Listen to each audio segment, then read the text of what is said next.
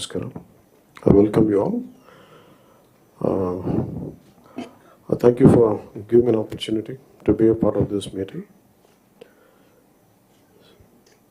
Idrustiki, we came into power of a huge public mandate, 164 assembly seats, 21 MPs, 93% striking rate తోటి ఈ ప్రభుత్వాన్ని స్థాపించగలిగామంటే people are looking for very committed deep change కోరుకుంటూ ఉన్నారు.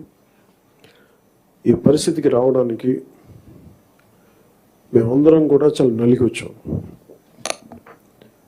వ్యక్తిగతంగా మా మీద దాడులు కానీ తిట్లు కానీ ఇంక్లూడింగ్ గత ప్రభుత్వం నుంచి మాకు థ్రెట్స్ కానీ ఇంక్లూడింగ్ కుటుంబ సభ్యుల మీద దాడులు కానీ ఇవన్నీ అనుభవించి వచ్చామంటే, ఇంత భరించి మేము ఎందుకు వచ్చామంటే వ్యవస్థల్ని బతికించాలనే చెప్పు.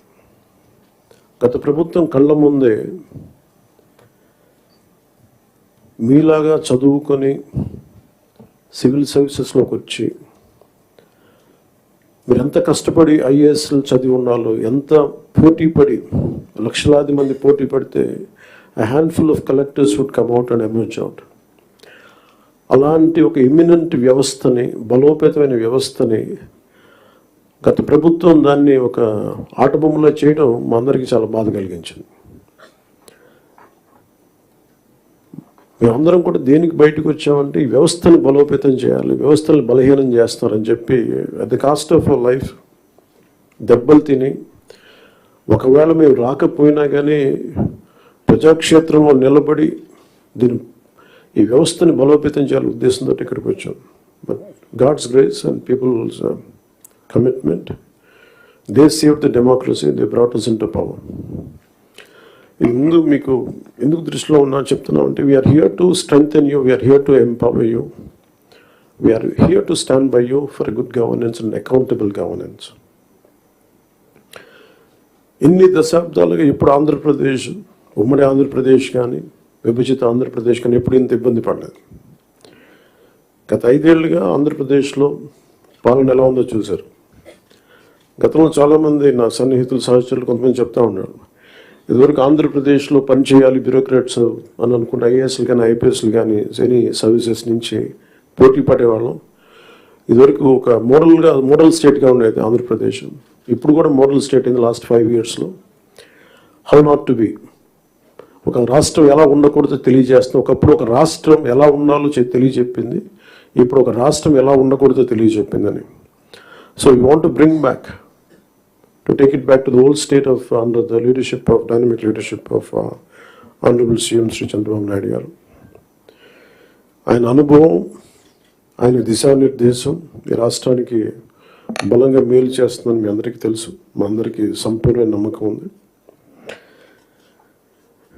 నేను పంచాయతీరాజ్, రూరల్ డెవలప్మెంట్తో పాటు forest science and technology, environment శాఖలు కూడా తీసుకున్నాను.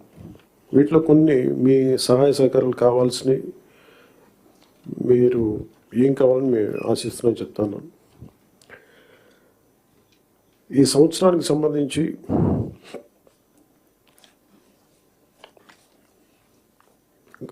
ఒకే రోజు రాష్ట్రం మొత్తం మీద ఇలాంటి ఎవరు చేయని విధంగా ఒక బృహత్తరమైన కార్యక్రమాన్ని చేపట్టబోతున్నాం. ఒకే రోజు రాష్ట్రం మొత్తం మీద 13,326 గ్రామ పంచాయతీల్లో ఉపాధి హామీ పథకానికి సంబంధించి రాష్ట్ర చరిత్రలో ఇప్పటివరకు ఎవరు చేయని విధంగా చిత్తశుద్ధితో గ్రామ సభలను ఏర్పాటు చేసి గ్రామ సభ రెజల్యూషన్స్ చేయడం జరుగుతుంది. ఇది గ్రామ పంచాయతీలని బలోపేతం చేసే దిశగా మా కూటమి ప్రభుత్వం అడుగులు వేస్తుండటానికి మొట్టమొదటి మహత్కార్యమే ఇందుకు నిదర్శనం.